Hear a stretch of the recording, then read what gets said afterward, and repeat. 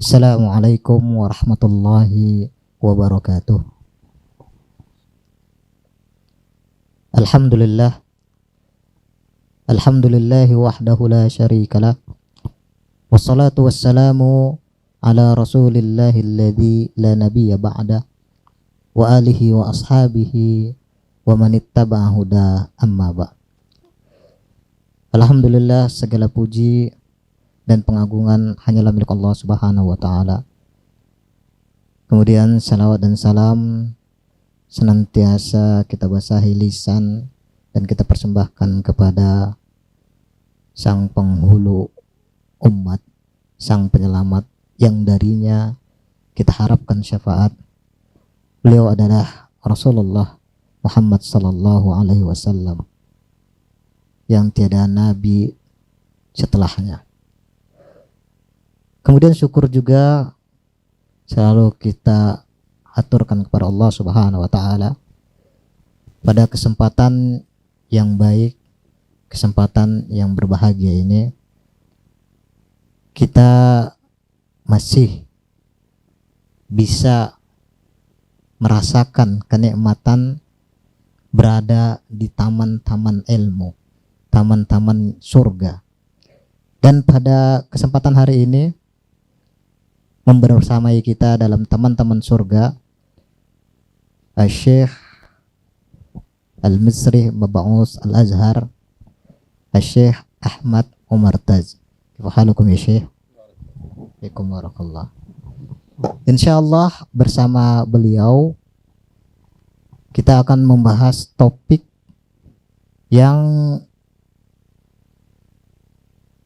tidak dibilang aktual, namun sering kita lihat pada kehidupan sehari-hari, pada sosok-sosok manusia yang tanpa kita sadari ternyata terjadi hal-hal yang akan dibicarakan bersama Syekh ini.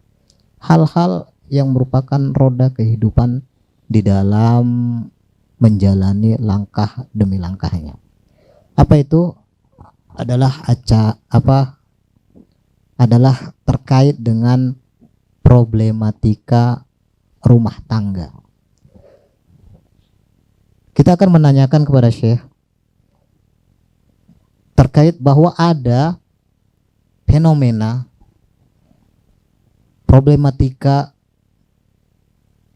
kawin cerai, problematika rumah tangga yang banyak kita saksikan. Beberapa contoh berita-berita bahwa di Kabupaten Fulan para janda semakin banyak. Kabupaten Fulana banyak kasus perceraian. Nah, hal inilah yang akan kita bahas dan akan kita pertanyakan dan akan insya Allah diulas dengan gamblang oleh Syekh kita, Syekh Ahmad Umar Taz. Kita tanya langsung. Syekh, kaifa halukum Syekh? Hadzal ladzi nurid an nas'alakum am zahirah min zahir haya, yani zahirah wuku' at-talaq baina al-mutazawwijain wala siyama fi biladina nahnu fi Indonesia wa alla hadha fi biladikum hasal kadhalik sah wala la fi biladikum Mesir wa nurid yani an nastafid minkum fi hada yani kaifa tansah wa kaifa tashrah li halli hadhihi al-zahira al-mushkilah. Barakallahu fikum. Barakallahu fikum. Assalamualaikum warahmatullahi wabarakatuh. Bismillahirrahmanirrahim. Alhamdulillahi rabbil alamin. وصلاة وسلاما على سيد الأنبياء والمرسلين وعلى آله وصحابته الغر الميامين ثم أما بعد. هذه المشكلة يا شيخ خير الأنس بارك الله فيك مشكلة عامة وظاهرة موجودة في كل بلاد المسلمين للأسف. البعض يستغل الطلاق على أنه علاج لمشاكل الزواج، ولكن الطلاق لما شرع لحل المشكلات الكبيرة أو التي يستعصي حلها، يعني الطلاق هذا آخر الحلول. طبعا أنت تعرف أن الإسلام أمر كلا الزوجين باختيار الزوج والزوجة الصالحة والبحث عن صاحب وصاحبة الدين، ولكن قد يخطئ الإنسان فيقع في امرأة غير صالحة، أو تقع المرأة الصالحة في رجل غير صالح، أو يكون صالحين وهناك مشاكل خارجية كتدخلات شياطين الإنس والجن. ونحن الآن إن شاء الله سوف نتعرف على هذه الأسباب التي تؤدي إلى وقوع الطلاق وكيفية العلاج. Ada baiknya kita akan memahami dengan penerjemahan atau interpreter dalam bahasa Indonesia. Setelah pengagungan dan pujian kepada Allah Subhanahu wa taala, kemudian salawat dan salam kepada Rasulullah, beliau menjawab dan mengatakan bahwa fenomena talak, fenomena perceraian itu terjadi di mana saja, di seluruh negeri-negeri kaum muslimin, bukan hanya di Indonesia, itu beliau akui. Tapi sangat disayangkan, talak yang terjadi di seluruh penjuru kaum muslimin, di seluruh penjuru negerinya, banyak yang mengatakan dan bahkan mereka mengamalkan atau berbuat seperti itu. Mereka jadikan ini manfaat, mengambil manfaat dari talak ini. Ya, mereka mengatakan bahwa talak adalah jalan keluar dari permasalahan rumah tangga yang dihadapi. Padahal mungkin permasalahannya sepele. Justru yang harus kita tekankan, talak merupakan jalan terakhir, bukan jalan keluar setiap permasalahan rumah tangga. Tapi dia jalan terakhir yang harus ditempuh seseorang yang dalam keadaan terpaksa dan dia harus melakukannya. Nah, oleh karena itu, sebelum sampai pada tahapan ini, di awal Allah Subhanahu wa taala dalam syariat al-Islamiyah telah mengatur dan memerintahkan kepada masing-masing pasangan, baik laki-laki dan perempuan, suami dan istri, hendaklah memilih dengan baik pasangan-pasangan hidup mereka, agar fenomena atau permasalahan perceraian atau talak tidak menjadi hal yang menjadi sangat tidak baik di dalam kehidupan kaum muslimin. طيب، ما من بيت إلا وفيه مشاكل وفيه صعوبات وفيه تحديات، ولكن السبب الأول من أسباب وقوع المشاكل والخلافات والطلاق هو بعد كلا الزوجين أو أحدهما عن الله عز وجل. البعد عن الله عز وجل هو السبب الأول في المشاكل ووصول الطرفين إلى الطلاق. ولذلك إذا أردنا أن نحل هذه المشكلة فلا بد على كلا الزوجين أن يحافظ على الصلاة، على الصيام، على الصدقة، على قراءة القرآن، على ذكر الله عز وجل، حتى تحل البركة عليهما في البيت ويخرج شياطين الإنس والجن من بينهم. Nah, kemudian setelah kita mengetahui fenomena yang amat besar ini dan sangat disayangkan terjadi di kalangan kaum muslimin, maka apakah yang harus kita lakukan? Kita harus mencari tahu apa penyebabnya. Nah, disampaikan bahwa penyebab yang paling utama terjadinya perceraian, gonjang-ganjing rumah tangga sehingga menyebabkan perpisahan, yang pertama adalah jauh dari Allah Subhanahu wa taala. Maka hendaklah setiap pasangan baik laki dan perempuan, suami dan istri, benar-benar kembali kepada Allah, mendekatkan diri kepada Allah Subhanahu wa taala, memperbanyak sholat, memperbanyak puasa, sedekah, dan amalan-amalan yang merupakan ketaatan kepada Allah Subhanahu wa taala. Suami dan istri kembali harus الله سبحانه وتعالى، العودة إلى الله. السبب الثاني وعلاجه هو عدم طاعة الزوجة للزوج، وهذه مشكلة، لأن هي لو كانت مطيعة لله لفهمت أن طاعة الزوج من طاعة الله عز وجل. قال تعالى: فالصالحات قانتات حافظات للغيب بما حفظ الله. والنبي صلى الله عليه وسلم يقول: إذا صلت المرأة خمسها وصامت شهرها وأطاعت زوجها قيل لها ادخل الجنة من أي أبوابها شئت. إذن يجب على المرأة أن تطيع زوجها، وخاصة في موضوع المعاشرة الزوجية. هذا مصيبة كبرى. كثير من النساء تعاند، كثير من النساء ترفض، تنفر، تعامل الزوج كأنه يتسول منها. هذه مصيبة كبيرة. يجب على الزوجة أن تطيع زوجها وأن تقدمه على نفسها. Penyebab berikutnya yakni pembangkangan atau tidak patuhnya seorang istri kepada suaminya. Ini masalah besar di dalam rumah tangga. Karena sebagaimana kita ketahui, sang suami adalah sang pemimpin. Dia adalah memimpin rumah tangga. Nah, memang sudah tabiatnya seorang suami, dia harus di atas dan dia akan merasa dihinakan ketika tidak ditaati atau tidak dipatuhi oleh istrinya. Oleh karena itu, apa ilajnya, apa obatnya? Hendaklah seorang istri benar-benar melakukan kepatuhan, melakukan ketaatan kepada suaminya. Karena apa?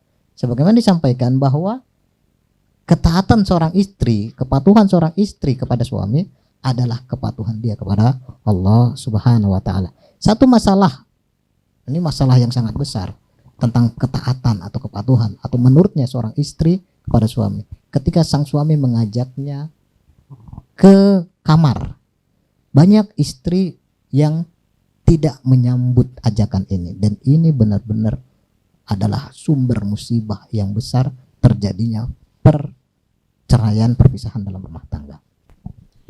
ثالثا يجب على المرأة الصالحة المطيعة لله المطيعة لزوجها أن تحافظ على عرض زوجها فلا يرى أحد منها شيئا، وأن تحافظ على مال زوجها فلا تنفقه إلا بالمعروف على ولده، وكذلك أن تحافظ كما قال النبي صلى الله عليه وسلم في الحديث: خير النساء من إذا نظرت إليها سرتك، تتزين وتتجمل له، وإن أمرتها أطاعتك، وإن أقسمت عليها أبرتك، وإن غبت عنها حفظتك في نفسها ومالك. المفروض والواجب على المرأة أن تحافظ على مال زوجها وعلى طاعة أوامره، خاصة إن أقسم عليها وحلف عليها، وكذلك تحافظ على عرضه بألا ترى أو يرى أحد منها شيئا أو يسمع لها صوتا ملفتا للنظر. Nah, berikutnya hal yang dilakukan istri atau wanita terhadap suaminya, hendaklah dia benar-benar menjaga kehormatan dan kesuciannya. Jangan sampai dia melakukan sesuatu yang merupakan sumber fitnah bagi laki-laki lain, dan ini benar-benar melukai hati seorang pria. Karena apa? Sang pria sudah memang tabiatnya cemburu. Sosok pria sudah tabiatnya memang cemburu, dan itu sosok apa? Tabiat aslinya. Oleh karena itu, hendaklah menjaga kesucian dan kehormatannya. Seorang wanita itu hendaklah menjaga kehormatannya. Kemudian berikutnya, menjaga pula harta suaminya. Menjaga dengan baik, mengaturnya dengan baik. Bukan malah menginfakkannya atau mengeluarkannya dan mempoya-poyakannya. Nah, sebagaimana disampaikan oleh Allah Subhanahu wa taala bahwa sosok wanita salihah itu adalah wanita-wanita yang taat kepada Allah Subhanahu wa taala, kemudian mampu selalu menjaga dirinya dan kesuciannya. Sebagaimana juga disabdakan oleh Nabi kita Muhammad SAW, seorang wanita jika dia sholat 5 waktu, kemudian puasa penuh, kemudian dia taat sama suaminya, maka dikatakan kepada sang wanita tersebut, masuklah engkau ke surga dari pintu manapun yang engkau inginkan. Kemudian satu hal, hendaklah juga wanita selalu memberikan kebaikan, sehingga suaminya ketika melihatnya, memandangnya, maka sang suami merasa senang dan merasa suka terhadapnya. Nah, hal-hal ini patut dilakukan oleh istri agar rumah tangga berjalan dengan langgeng, penuh dengan keharmonisan dan romantisme yang baik. من صفات الكلب أنه مخلص، أنه وفي، يفي ويخلص لصاحبه إن أطعمه واهتم به. يجب على المرأة أن تتحلى بهذه الصفات، أن تكون وفية مخلصة لزوجها الذي له فضل عليها. قال تعالى: وللرجال عليهن درجة القوامة، درجة الإنفاق، درجة أنه صاحب البيت ورب البيت. فحين تكون المرأة مخلصة لزوجها ووفية وتقية وذاكرة لهذا الجميل ولهذا الوفاء يطيب العيش معها.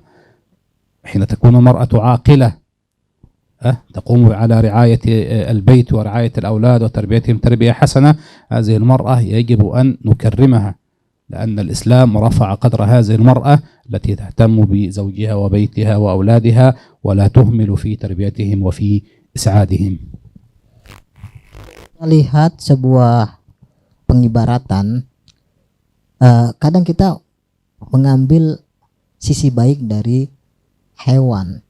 Contoh singa, kita ambil sisi baik seekor singa, yaitu keberaniannya dan ketangguhannya. Nah, terkadang seorang istri juga patut ada yang diambil sisi baik dari seekor binatang. Maaf saya sampaikan, ada sisi baik dari seekor anjing. Apa itu? Anjing ketika engkau memberikan makan padanya, memberi minum, merawatnya dengan baik, maka tabiat anjing dia akan setia kepada yang memberinya kasih sayang, memberinya atau tuannya yang memberinya makan dan minum. Nah, hendaknya sifat-sifat ini juga dihiasi, menghiasi diri seorang istri ketika dia harus benar-benar setia kepada suaminya, berbuat baik kepada suaminya terhadap apa yang diberikan oleh sang suami kepada dirinya. Suami telah mengayomi dia, memberikannya nafkah, kemudian mendidiknya, membimbingnya, maka seorang istri patutlah membalas, bukan pembalasan, tapi berbuat baik kepada sang suami. Yang pertama karena itu perintah dari Allah Subhanahu wa taala dan Rasulnya, kemudian sebagai bentuk kesetiaan dan bentuk membalas kebaikan yang diberikan sang suami kepadanya.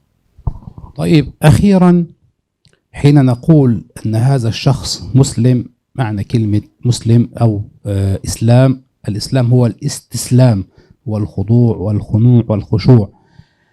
هذا اللفظ أو هذا المعنى لابد أن تتحلى به المرأة المسلمة مع زوجها، تستسلم له وتخشع له وتخضع له وتستجيب لأمره، إلا إن أمرها بمعصية.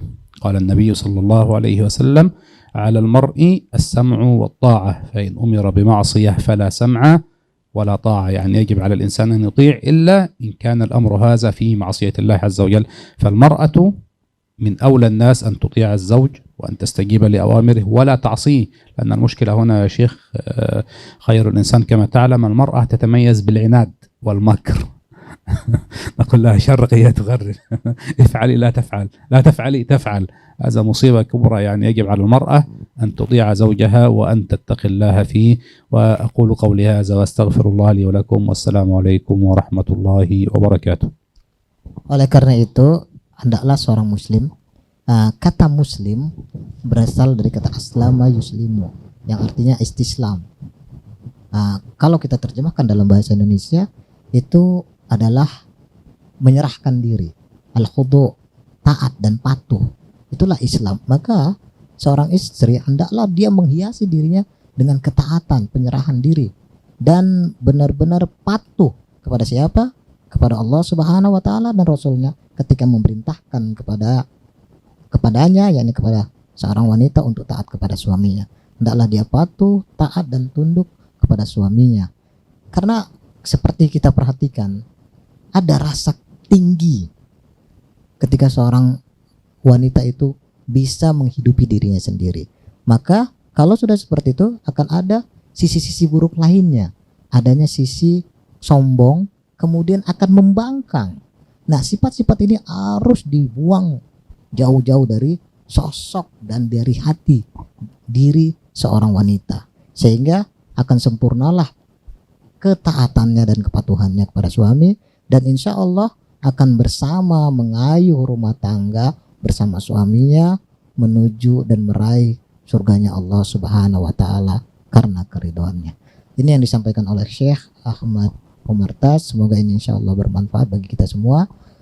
Kemudian nas'alullah azza wa jalla an yaj'alana mimman yastami'una al-qawla wa yattabi'una ma ahsana. Subhanakallahumma wa bihamdika asyhadu an la ilaha illa anta astaghfiruka wa atubu ilaik. Wassalamu alaikum warahmatullahi wabarakatuh. Ya